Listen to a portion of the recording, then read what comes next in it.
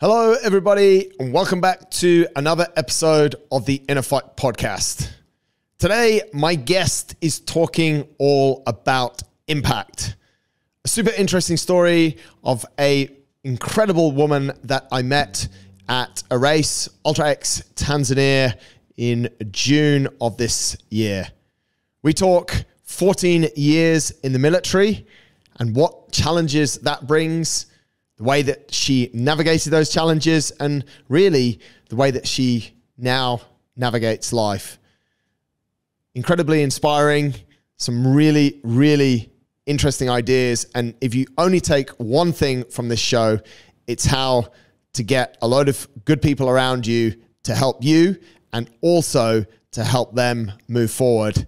And as the title suggests, create an impact. This week's show announcements. You absolutely, without negotiation, need to be listening to Monday's podcast. The one that you're listening to right now is 838. It's a very good show. However, Monday is a very short show, 839. For those that don't listen to Monday shows, you're missing out. 5-minute Mondays are super quick, super fast. We have a big announcement coming on Monday. Obviously, if you've listened to Monday's show before you listen to this show, then you know exactly what it's all about. If you listen to this on Friday or Saturday, though, I can't spoil it because what I talk about in Monday's show happens on Monday. It actually happens late on Sunday afternoon. Pretty important. And one of the parts of that is also an announcement, which is if you are interested in knowing, if you come to our mainline class here at InnerFight, or even if you don't, but you're interested in knowing what the workout for the week is, so what Sunday, Monday, Tuesday, Wednesday, Thursday, and also not always Fridays, because we've kept that one a bit of a secret, but what the week looks like, what the strength piece is, and what also the conditioning piece is for our mainline class, you can now, from Monday, not right now if it's Friday, depends when you listen again, but you can from Monday, actually from Sunday night, see the whole week planned out online. So you'll be able to see what's coming up. You'll be able to prepare yourself, maybe rest days, maybe days you like, maybe days that you don't really like. Maybe that's when you take your rest day, but you'll be able to see a full week of programming Monday to Friday, not the Saturday, Sunday class, but the Monday to Friday class will be online by basically Sunday evening every week. Hopefully this will help people to plan a lot more. We used to do this 3 or 4 years ago, actually probably about 2017, 2018, from about 2013 to about 2018. And then we stopped doing it for a number of different reasons. We've now decided that we will publish the week's workouts on the Sunday for the whole week. So you can plan your week. And we will also track the data so we'll know who likes what, which is the more geeky and interesting part. Anyway, moving on. Other announcements. There is a trail running club run this coming Saturday, the 23rd of September. It is out in Taween, which is about an hour and a quarter from Dubai. If you live in Dubai or the Emirates and would like to join the trail running club, drop Rob Jones, RJ at innerfight.com an email and he will tell you. It is for people of all abilities. If you want to run, walk, just be out in the mountains, be with some cool people, drinking coffee, having fun, you need to get involved with those guys. There also will be, if you're interested in mountain biking, a mountain bike route in the same place on the same day, 23rd of September. Drop endurance at innerfight.com an email to know more details about that, or to get more details about that, should I say. We welcome you. Runners and also mountain bikers. Ladies Run Club are up to something else. They are starting a 12-week training block to Abu Dhabi Marathon. The marathon is on the 17th of December this year. The training block will start on the 25th of September. Give Steph, SH at innerfight.com a shout if you want to get involved in that. I think that's all the announcements for this week. Should we jump into today's show? Let's do that.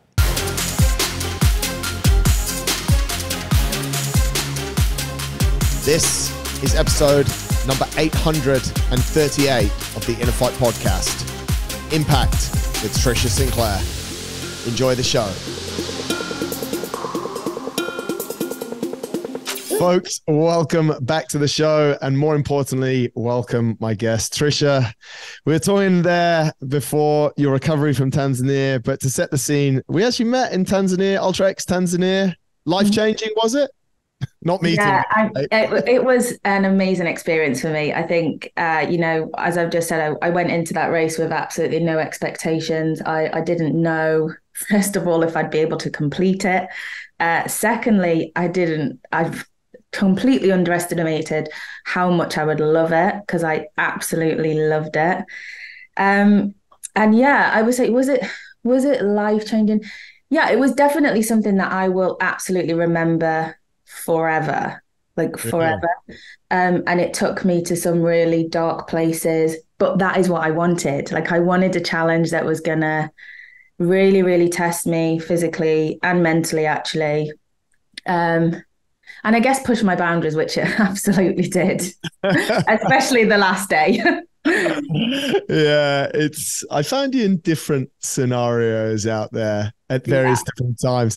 But Mhm. mate, what I will sort of start with a little bit is I found you when I first found you, you had your GoPro and you're making videos, and I was like, hang on a minute, there's a story here. Mhm. And my job was to sort of tell some stories about the event. So Yeah. tell us why the GoPro and what were you actually doing there? Let's start there, which is not what I've put in the notes where we're going to start, but let's not worry about that. No, that's fine. Yeah.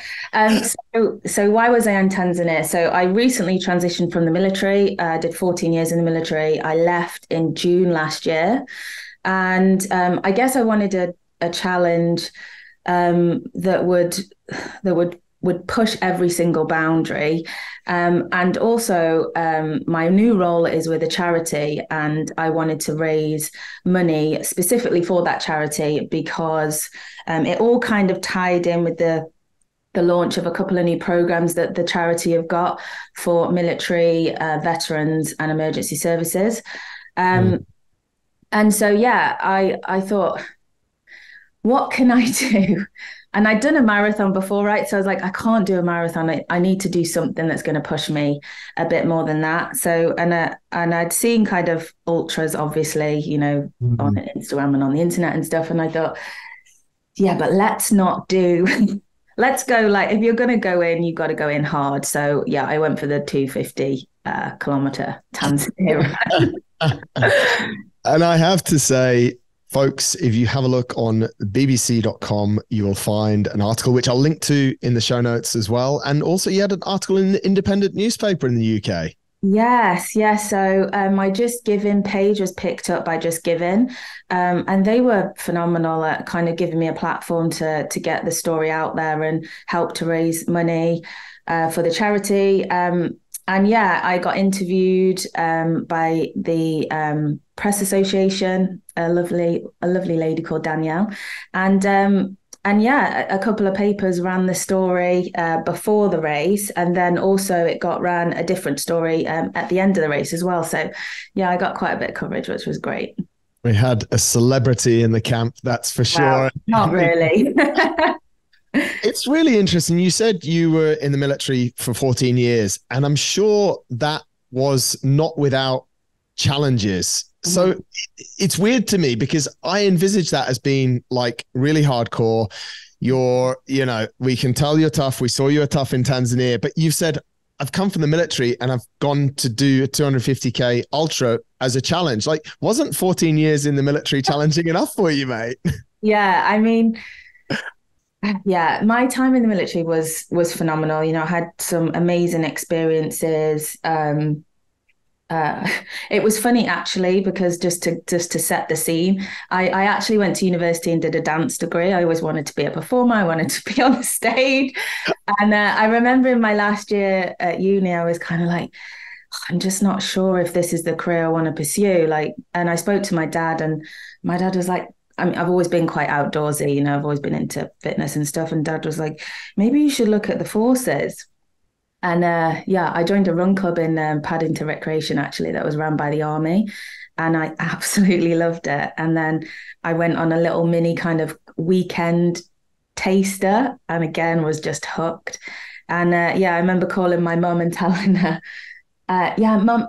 So I'm going to finish my dissertation. I'm going to get my degree done, but then I'm not coming home after that. And she was like, because I'd moved to London. She was like, okay, cool. What are you doing? And I was like, yeah, I'm going to join the army. And she was just like, what? No way. And it was just a big shock to everybody that that's what I was going to do. But yeah, I joined, I went in, basic training was hard. I'm not from a military family, so I had no clue at all. And it was a steep learning curve, and it's 14 weeks of of just lots of training and lots of learning new skills and stuff that I'd never had any experience in, but I just loved it.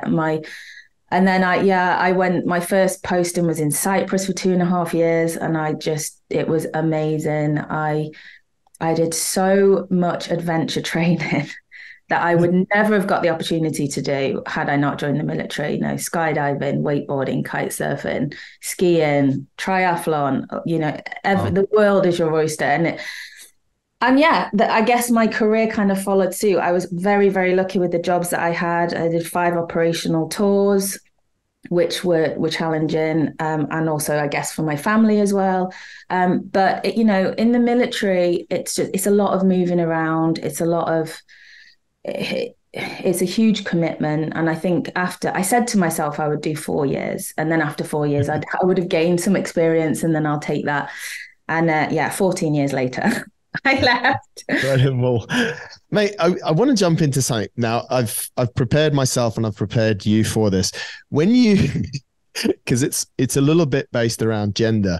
When you joined 14 years ago, how was it as a female in I guess a job that had been or is perceived by the public as really a male orientated? I guess there was a lot of females around, but how did you feel in that scenario, and how were you perhaps treated, or do you feel you were treated? So, I mean, I didn't really experience any kind of, you could, so you go through training, and there is, at percentage wise, there's of course more males than there are to females, and you're separated, and the males have their block, females have their block. When you then pass training and you go into the kind of wider army and you're actually doing the job that you've been trained to do, I didn't actually feel a minority from kind of, because I was female at all. I think I guess there's a big demand to be good at the skills that you've been taught, and as a female, you kind of want to show that you can, you can be just as good as all the males in order to kind of, I guess, just show that you're kind of not you're not going to be dependent on anybody, and you can still look after yourself, particularly when you kind of do operational tours and things like that. But yeah, I think, absolutely, females are a minority in the military, but there's more than you would think. And they sit in and around, specific job roles. Some have more females than others. But I don't know, I had a very successful career. Yeah. And I loved it. So. And that's why it's sort of a little bit an old school perception for sure. And that's basically what I was sort of trying to uncover, that our perception is that it's not an industry where there is a lot of females, and maybe the percentages are skewed more towards males. But you, like you rightly said, mate, you had a super career, and from what I saw in Tanzania, you were way stronger than a lot of the guys that were out there. Sorry to any of the guys that are listening, but you were way stronger, both physically, mentally, emotionally, than a lot of the guys out there. So it's really just bad perceptions of society, right? Yeah. And I guess it's all relevant, right? I maybe I've been in different circumstances that have meant I've kind of had to dig deep, as they would say, on a physical and mental challenge. But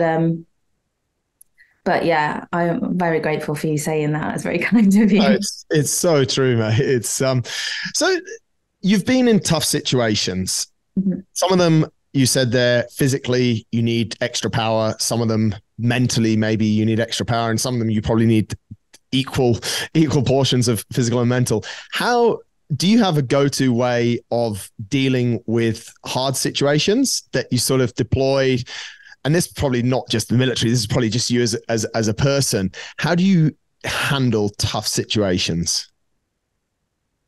I always try and stay level-headed. So my first thing is always, Trish, don't flap. Like, do not think the worst. Don't overthink this. Don't flap. And then I just try and remain calm. I'm also super, super stubborn. So I would say my inner stubbornness kind of carries me through a lot. But yeah, I think that the biggest thing for me is just not freaking out and not overthinking it, and also not selling myself short. So I try and actually just say to my Trish, you can do this.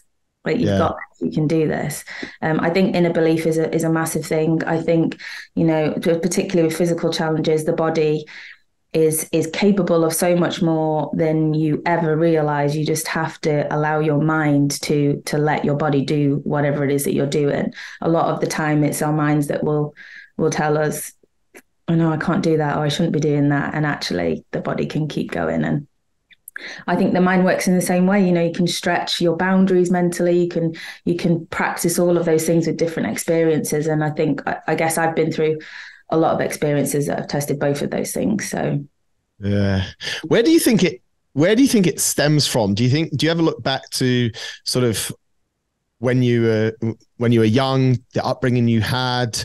I had the privilege of meeting your dad on the finish line, and the amount of just natural confidence he had.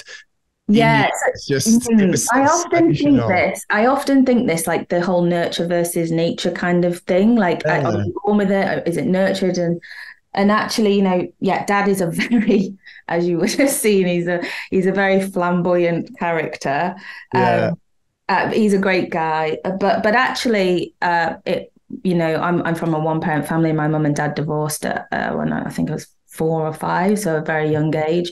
And my mum basically brought me up. I'm very, very close to my father, and he was great. But my mum did and I don't think he would mind me saying this, my mum did the legwork in the younger years, and she is a true inspiration. She's a really strong, independent woman. She had a full-time career. She brought up 3 kids alone. So yeah, maybe upbringing, that kind of always made me want to stand on my own 2 feet, look after myself, be able to look after myself, push myself, make sure I can care for myself, all of those kind of things, because that's exactly what she did. And that was the role model I had. So yeah. That's really cool. Yeah. I can imagine bringing up 3 kids alone. Mm-hmm.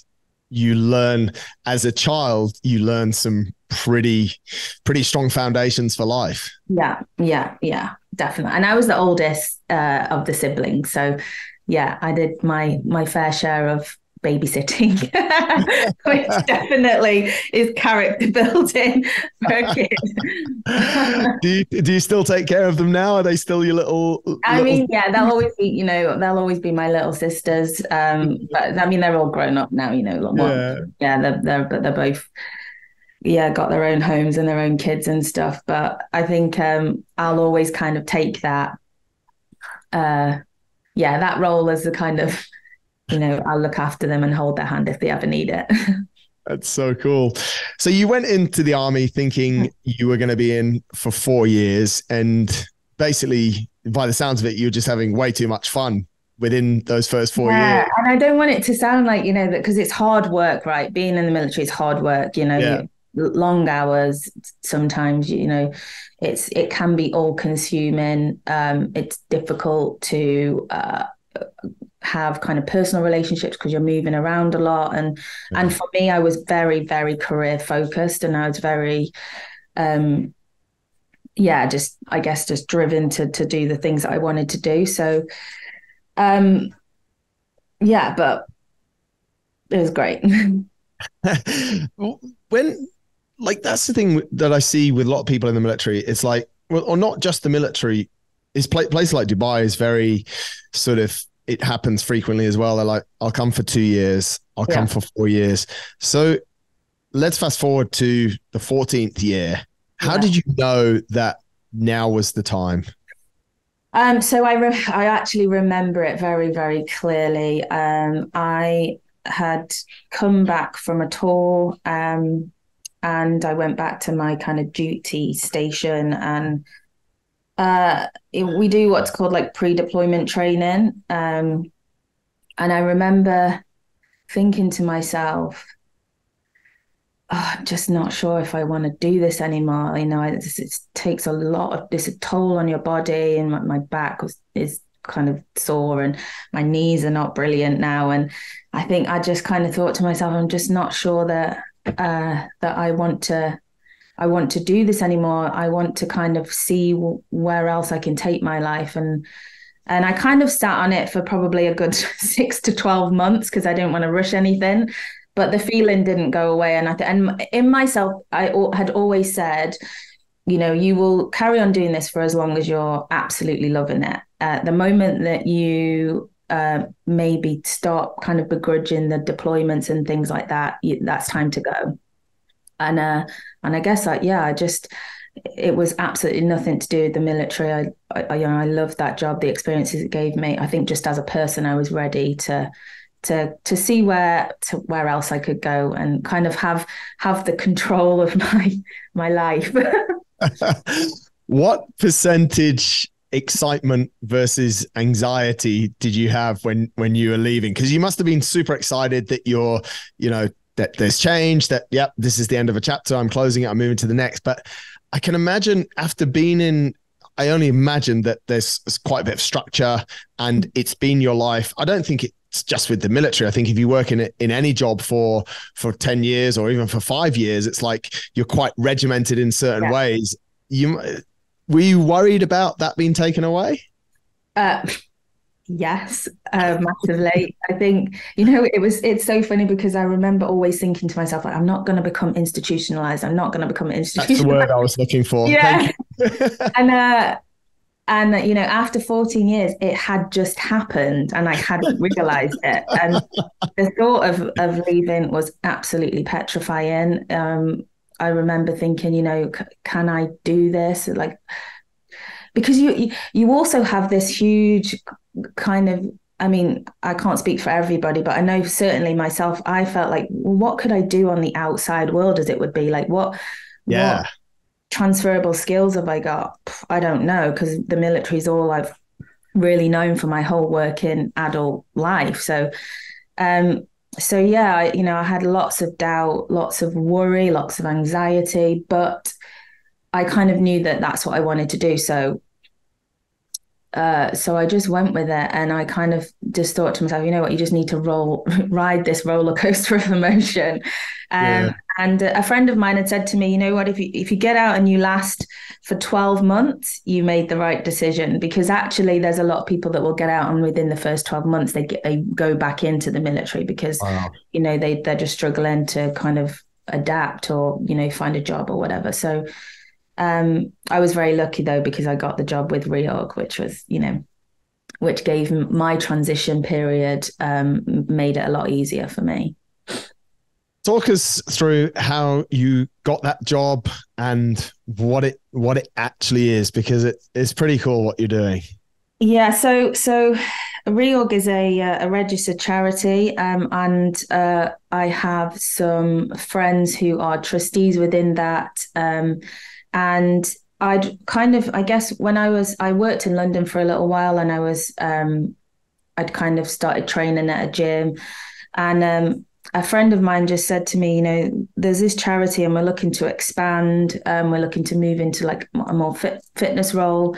I think you'd be great for that role. Would you be interested? Of which I said, well, actually the timing couldn't be more perfect, because I've put my papers in to leave the military, and the timing was all great. It all just kind of fell together. And my role within REORG is the director of fitness. So I essentially create and run all of their fitness programs within the CrossFit environment.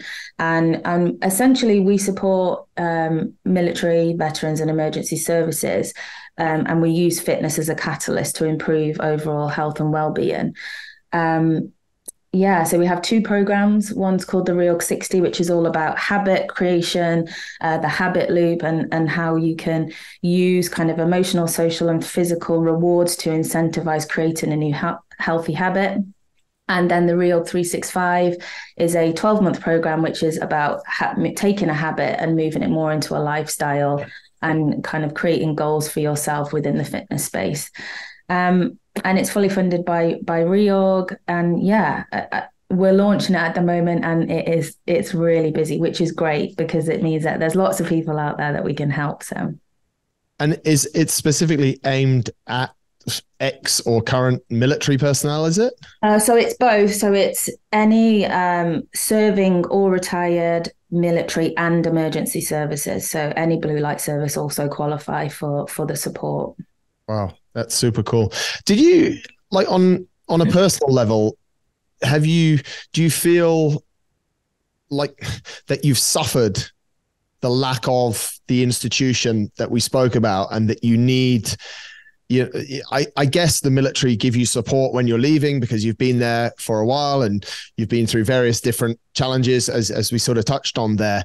But how do you feel as someone who has left recently about, like, we hear a lot as civilians, I guess, about sort of surrounding mental health, post-traumatic stress disorder, all of these things. How do you feel about it?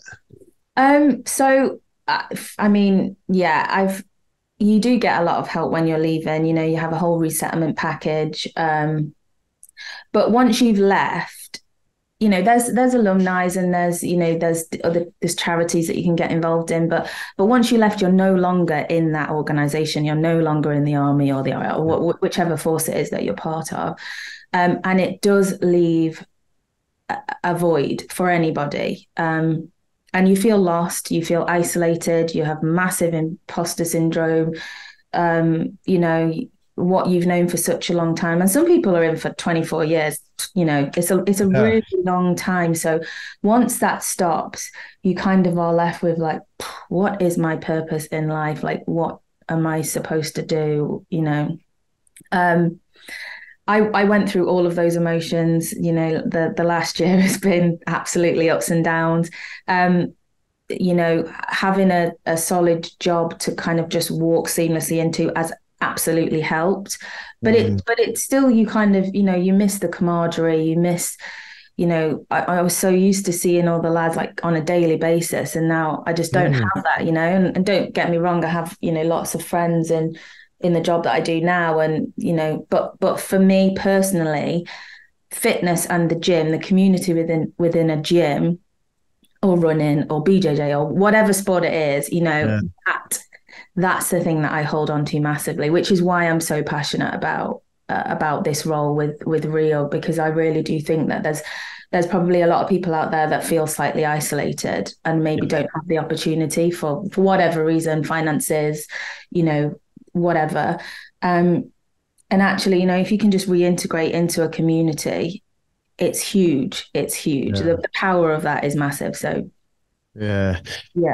It must be, for different people, the time where they feel that sort of emptiness or loneliness or out of sorts or some form of post-traumatic stress. Like, it's not always when we stop doing something, when we leave a job, when we leave the military in this instance. I'll get my words out in a second.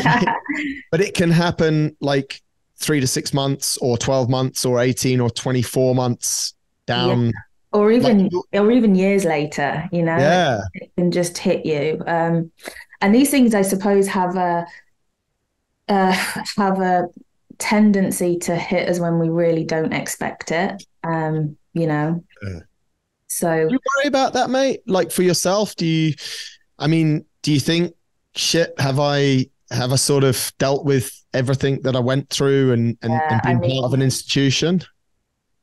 But this is the other thing that we're really good at doing.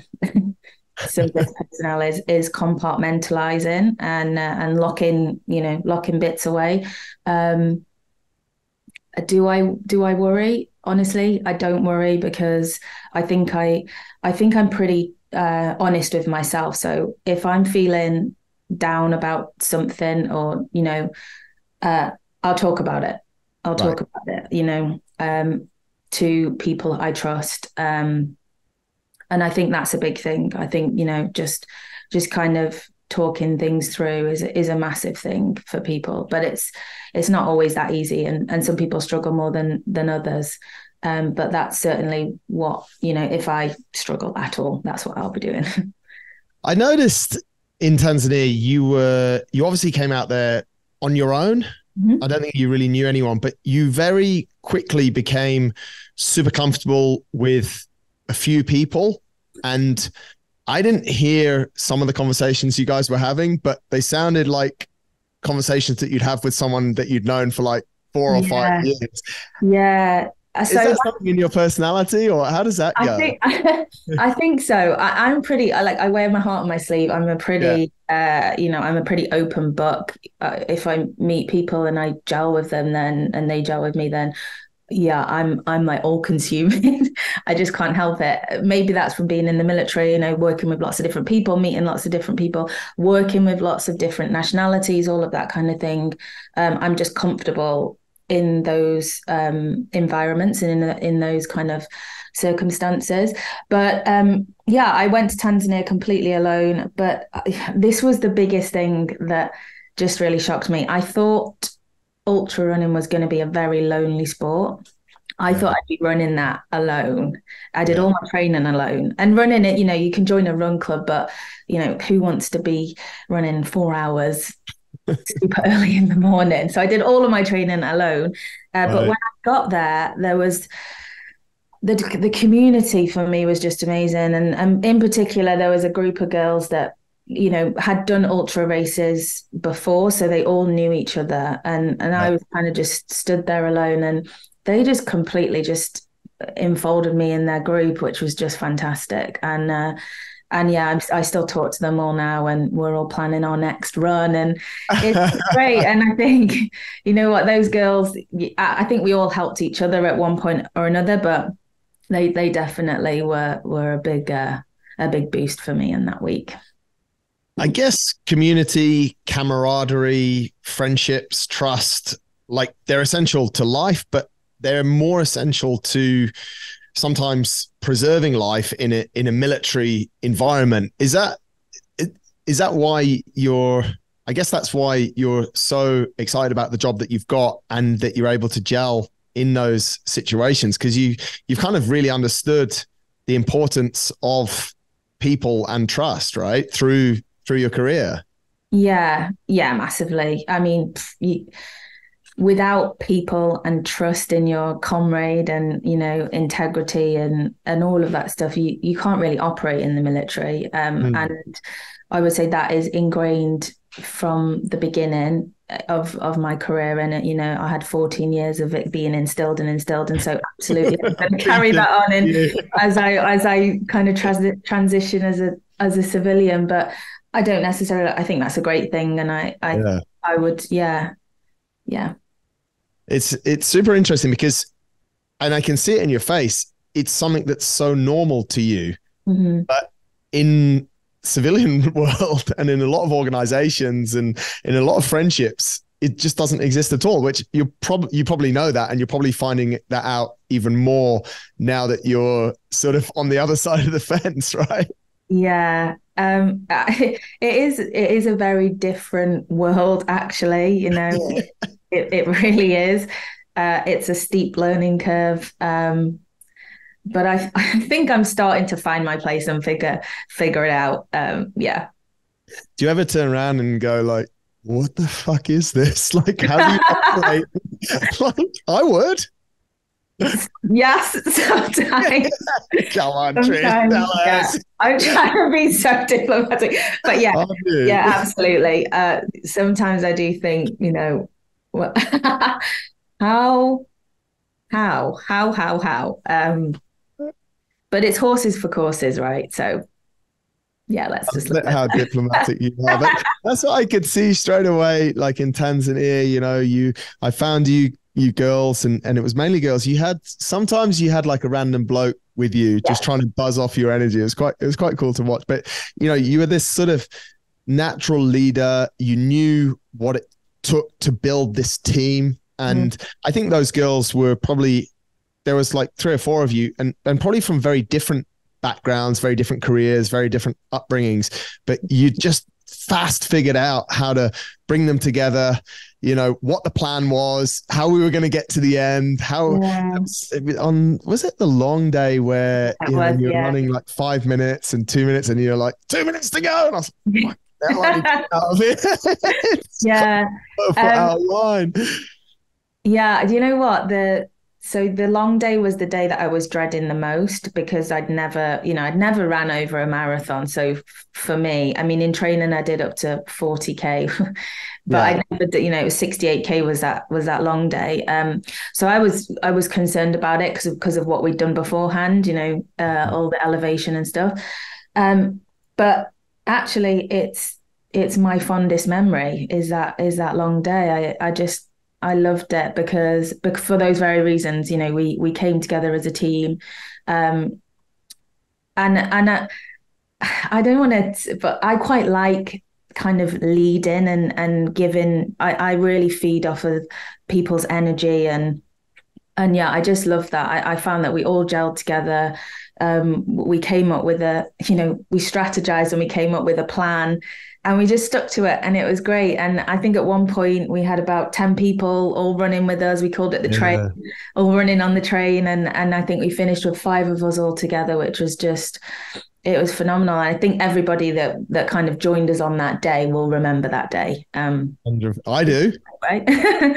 They're actually some of the videos that I've kept because they're super special, and they show a lot about humanity, and which I think we agree is probably drilled a little bit more through your career, through the military, but they just show that when we come together and when we sort of buy into a plan that we understand and we just put our heads down, then it just sails forward. The train just sails forward, and it's really beautiful. It really was. It's Yeah, it was great. And I think everybody finished with a smile on their face as well. Like, it was a long, hard day. It was hot. It was really hot. But yeah, I don't know, just the vibe on that day and the morale was brilliant. It was. You actually partially answered my next question with what you said before, but I was going to ask you, are you conscious of the impact, and you're feeding off it? I think from the start, from what you've just said, that if you put a plan in place and get those people around you, there's, without sounding bad, it's almost a little bit selfish, isn't it? Like, we know that if it's talk to us a little bit about that. Yeah, absolutely. You knew what you were doing, didn't you? Well, you know what it is, like, I mean, it's not a conscious thing. I think, but humans are inherently selfish, right? We are self-preservation is ingrained in us as a baby. So yeah, absolutely. I knew that to get through that day, I knew that I did not want to be alone. I didn't want to be alone at any point, because I knew I would struggle if I'm left to my own headspace. So I very, very quickly knew, as soon as we started running, I searched for one. I was looking for one of the girls, actually, which I found. And there was 2 of them together, and I was just like, guys, like, we've got to stick together to get together. And they were just like, yeah, let's stick together the whole way. And then people just kept joining, and I was like, this is just fantastic, because we're all going to get each other through. So yeah, I absolutely knew what I was doing. I think I'm quite an analytical person. I'm always planning and thinking, and what next. It's just the way my brain works. So that's we started off, I think it was like 4 o'clock in the morning or something. It was super black, which a lot of people, were concerned about, running in the dark with a head torch. So yeah, I thought, you know what? Yeah, let's get a team together and take it and get us all through. You absolutely nailed it. If you assembled your team in that first hour, then you basically took them with you for about 60K, which is phenomenal. As you said, you ended up with 5 of you, and I remember seeing you all at the finish line as well. Massive smiles, couple couple of tears, but more tears on the last day, which was absolutely. You said the last day was your worst day. Yeah. So I don't know what it was. Actually, I do know. It was a few compounding things, actually. I think one, I knew that the finish line was close. There was a light at the end of the tunnel. Two, I really struggled to eat on the Thursday night. And I struggled to eat my porridge in the morning of the last day. So my energy reserves were pretty depleted. Right. And then I think all of that, I didn't sleep very well. I think all of that just got into my head. And I actually went off. I did the first 10K and felt really strong. Right. And then I just hit a wall. And I thought, and my head my bottom lip dropped, my head dropped. I didn't want to talk to anybody. And I kind of went to a really dark place, and I was just thinking, how am I going to get through the next kind of 30K? Like, how am I going to get? And there was a really big, well, you'll remember the last elevation. It was like 4 points of contact. Like, we were scrambling up this and then scrambling back down again. And I remember I kept stubbing my toe on the rocks, which was just breaking me. And yeah, it was hard. It was really, really tough. But again, the girls were around me, and they kept, everything that we kind of went through the day before. We when we got on the flat, then we used the same plan, and we got to the end, and it was great. So, and my dad, which was great. Yeah, that was my question. Did you know your dad was going to be at the end? Yes, so I did. So Dad, so I didn't know until Dad made the decision pretty last minute, really. But I did know he was on the Friends and Family package, which I thought was a really nice touch from Ultra X, actually. He was. So I knew he was going to be at the finish line.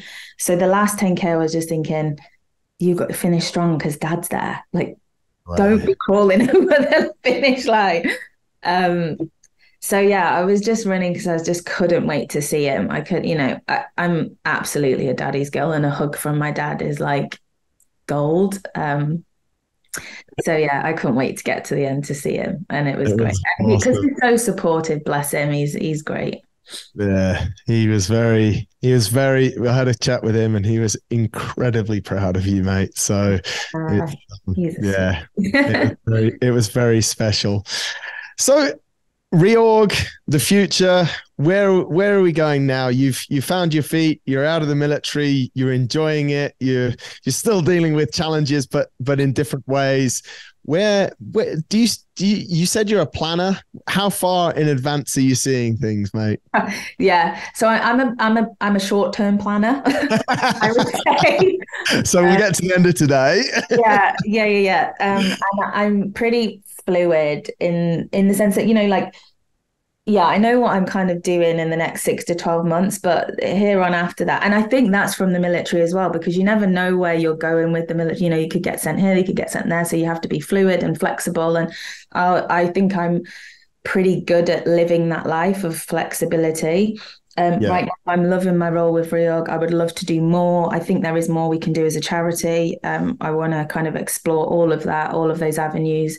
Immediately though, I'm pretty fixated on just getting these programs out and getting people on them. And then I don't know. We'll see what happens. Is charity work? Are the challenges comparable to what you've been through before? Do you deploy a similar sort of problem solving? Is there a lot of crossover, mate? Because I mean, maybe it's easy, but I always imagine sort of charity work being, because it's reliant on donations, it being, and then you always seem to have someone, we should spend the money differently, all of this kind of stuff. So how do you see that side of things? Yeah, so I think is it similar? There's similarities, I guess, but also it's very different at the same time. It's absolutely been a massive learning curve for me because, I've never done anything like this before. But yeah, I would just say, I always try and apply myself based off of my, my history and my experiences. So I'll always try and just use that experience to help with a new experience, as it were. Nice. But I think, you know, we've got a clear plan for the next 12 to 24 months. So it's great now because we're all aligned. You know, we know what we're doing. You know, we know the programs are what we're concentrating on. So it just keeps it clear and concise. Yeah. And then thereafter that we'll sit around. There's a board of us. We sit around and we'll come up with the next, you know, strategy plan. So I think that the biggest thing is actually planning. As we said before, you really did get some nice media coverage, BBC, newspapers, this, that, and the other.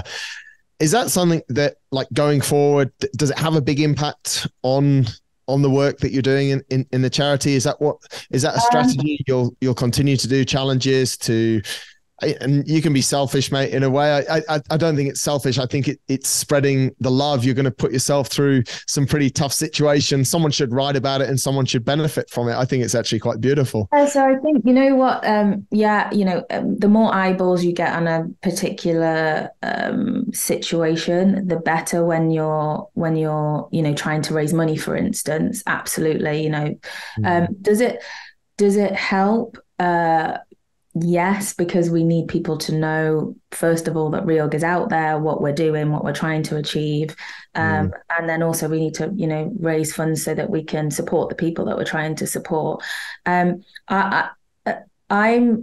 actually super glad at how much exposure I got for the Tanzania race for two reasons. One, I really wanted to inspire others. And off the back of that, I've got 4 people now signed up to do an ultra marathon. We're actually going to Morocco and with me. So which is great, because I think, you know what, people will always underestimate themselves. And if I can inspire just one person to push their boundaries and experience what it is to, like, really, really push yourself and open your own mind, then that's amazing. So yeah.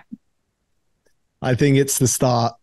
I don't think it's, I think it's the start of a new chapter that, I don't know, have you fallen into it, or has the universe aligned for you, mate? I mean, I think it's the start of something quite special. The way that I saw you in Tanzania, the stuff that I've read about since then, or the weird stalking that I've done, sounding like a creep, and seeing kind of where, and I guess that passion that comes through with the way that you speak and the experience that you took from the military, and to be able to give that back to people. And like you said, you're almost in a sort of pretty dreamy scenario. You're working in sport that you love. You're able to bridge a gap that is so super important, not just from people that have been a long time in the military. It's anyone who's been institutionalized for a while. You know, we need that connection, and the way that you brought those people together in such a small period of time in the middle of nowhere in Tanzania shows that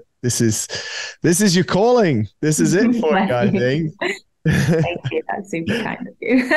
I think you should be. I understand why your dad's proud of you, mate. I think it's super cool, and yeah, we have to get to another race together. Yes, I would love that. The one in America next year, Nevada. I know. So I'm really torn, actually, between Jordan and Nevada. You can go to them both, mate. I don't think I've got two 20s back to back, but I guess I could do one year and then one the following year. Yeah, you've got time. Jordan's very beautiful, but there's not really much to see unless you like sand. Lots of desert. Yeah. So Nevada. Are you going to Nevada? Hopefully, if they take me. If I keep talking about them, maybe they will. Exactly. If you talk about it enough, it will happen. Exactly. Yeah. I've never raced in America. I've never really run that much in America. I find within trail running, there's lots of people that are kind of American trail running fans. Like, I used to coach a guy who literally races 5 times. He lives in the UK, races 5 times a year in America. And like, you spend a disproportionate amount of time across the Atlantic. It's very beautiful, but it's just never somewhere that I've got to. So yeah, I think that race will be very cool. And I hope for the guys, they're sort of going into the American market as well. So hopefully they Yeah, I mean, I've got family over in America, so I could absolutely do that. I could make that one. If people want to know about REORG, Trish, where should they go to? So you can go to the charity website, which is reorgcharity.com. We've also got a fitness page, which is reorgcharity/programs-fitness. And then we've also got Instagram as well. So you can find all of those links on our Instagram. Easy. I will put a link to that in the show notes. Folks, go and check out what they're up to. Super cool programs. Give Trish some support so she can keep coming to events and we can keep having fun together. Legend. Yeah. I really appreciate it. It's absolutely inspiring. Super, super cool to listen to. Thank you for sharing. Sorry for some of my questions that were maybe a bit awkward and saying things like institutionalized and stuff like that. I always got to be a little bit careful. And what about females in the army? It's like, he's going to get himself in trouble at some stage. It's great. But hey, I really do appreciate you. And I'm sure everyone that's listened, well, if they've made it this far, they've definitely enjoyed what we've had to talk about. So thank you. Thank you so much. Take care.